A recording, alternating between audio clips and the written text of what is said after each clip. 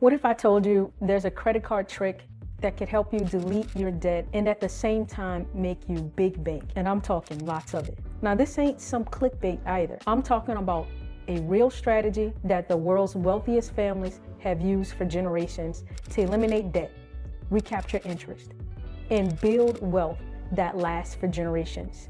For those of you who don't know me, I'm Anitra Preston, co-founder of Vertical Capital, a real private money lender right here in New Orleans. Before I jump in, go ahead and subscribe, leave a comment, and hit that like button.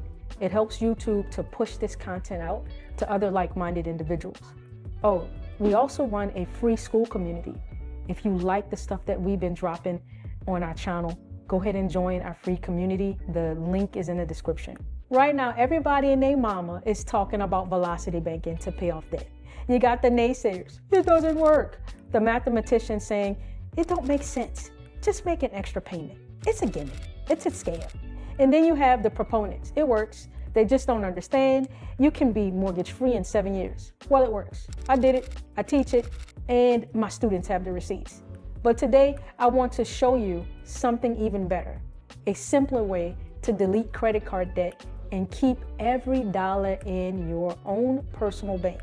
And guess what? You don't need a line of credit. If you know anything about velocity banking, then you know the strategy is hinged on you getting a line of credit, whether it's a HELOC or a personal line of credit. You need a line of credit, right? With this strategy, wrong. It turns out if you start a family bank, then you actually don't need a line of credit. And no, this isn't about getting a whole life insurance policy as it is usually taught. In fact, you don't need an insurance policy at all. For more in-depth explanation on this, go check out my boy video on how to be your own bank, Simply Explained. This is about creating your own financial system that pays you just like the banks pay themselves, except this bank is yours and your family's for generations to come. True story. When I was in college, I had a savings account. I titled it Down Payment. The whole time I was in college, I was preparing to buy my first rental property. Back in the olden days, you needed 20% down for investment property. So since I started saving and as a freshman, that meant it was a ways off, right? So 4 or 5 years later, I would have this account.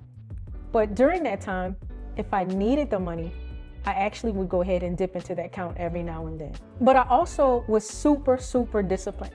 So whatever I took out, whether it was money for entertainment or it was money for necessity, I always put it back, but I put it back with extra. And I continued this practice for like 5 years straight. And by the time I graduated, I had like $8,000 in that account. Small numbers, but to a full-time college kid making $9 an hour at 20 hours per week, that's a lot of bank. Initially, I thought I was just saving money, but as I became more astute in finance, what I actually was doing was at least one or the first function of the family bank, and that was capitalizing my bank. Oh, how I now wish I would have never stopped that practice back then. This leads me to this. There are 2 primary functions to your family bank. Number 1 is the capitalization phase, and then the second phase is the lending phase. But before we get too far into the family bank, let's back up for a second. Let's take a look at velocity banking.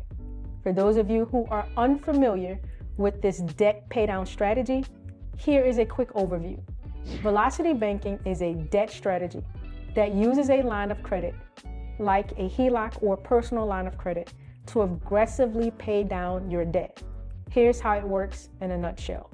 You have a big chunk of debt, let's say $10,000 in credit cards at 18% interest. Instead of just making minimum payments, you open a HELOC or get access to a line of credit with a lower interest rate, maybe a 7 or 8%.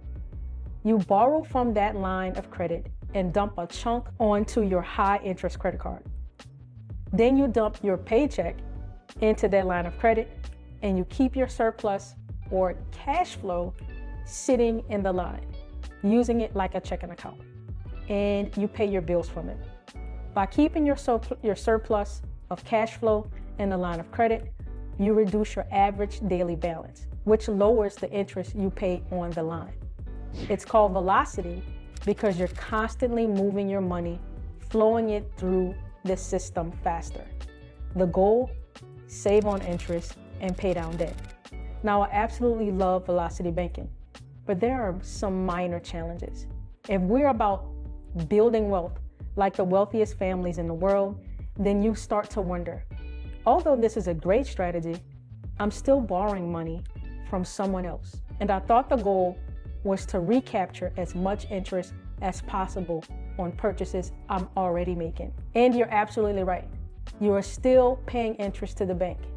And if you mess up your cash flow or miss a payment or don't understand the math, it can actually hurt you. It requires discipline, precision, and constant attention to detail. And at the end of the day, the bank still wins. So by using your family bank to pay off debt, a few things are happening. You're paying off the debt, your bank is recapturing 100% of the interest, you are growing your bank, you are building generational wealth, you are becoming less dependent on their system, and you're giving your family the biggest nugget you can ever leave behind, and that's financial literacy. Let's be honest and frank.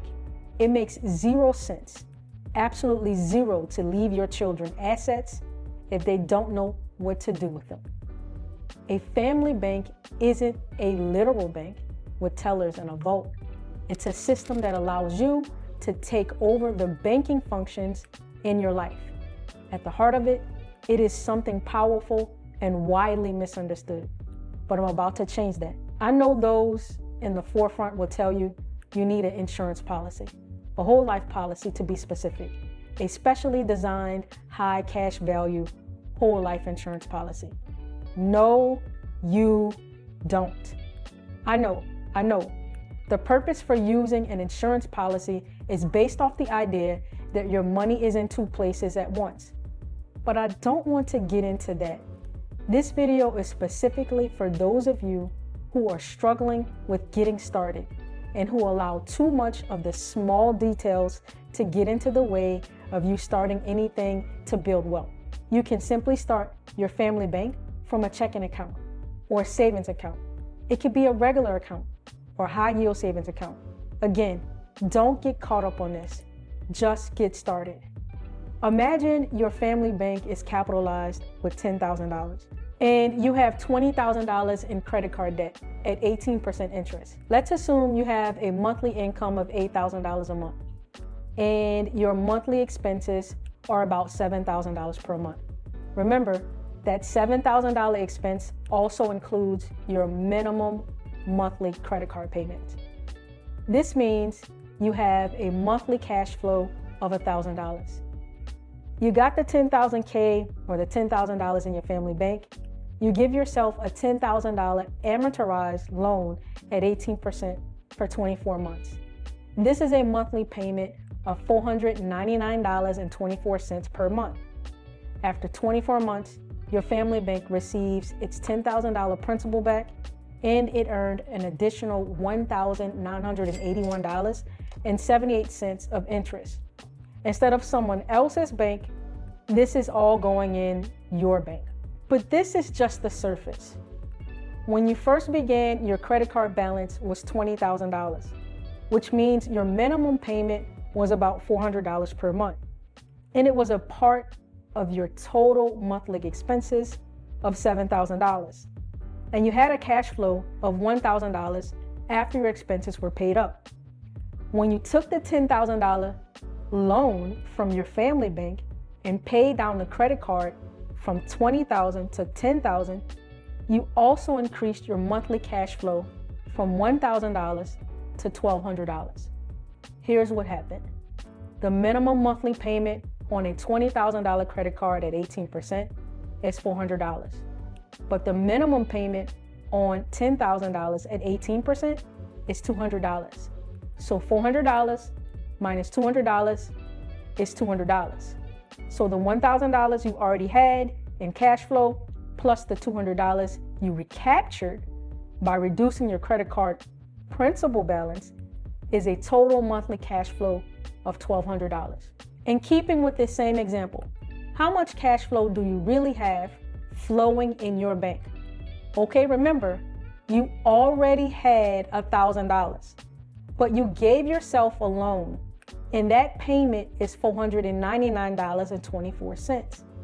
So the traditional mind would say, okay, $1,000 minus $499.24 leaves me with a cash flow of $500.76, but I gained $200 in cash flow from the credit card. So that leaves me with a total of $700.76. You're doing good, right? But is $700.76 correct? I mean, the math is saying it's right. But is it though? Look at that again. Where did the $499.24 go? Did it go to Bank of America? Or did it go to your family bank? So do you have $576? Or do you have $1,200? Drop your comment or drop your answer in a comment. Now here is the golden question of this entire video. What do you do with this extra cash flow? You still got the $10,000 credit card with 18% interest that you are making minimum payments on. Do you take the extra $200 or the additional cash flow in general and pay the credit card and get rid of the debt earlier than scheduled? Or do you take the extra cash and capitalize your bank? Well, I'm gonna give you a hint. If you know anything about the strategies that Elridge and I teach, the main thing that we teach is for you to recapture the interest. Why? Because the interest is what's costing you more. If you want to know what I would do, join our free community. The link is in the description. Go to the general discussions and type, Anitra, what would you do? And I'll tell you. There are 2 good answers, but only one is the better. Y'all, look, this kind of wraps up this video. If y'all like it, go ahead and hit the like and subscribe button, and I'll see you on the next video.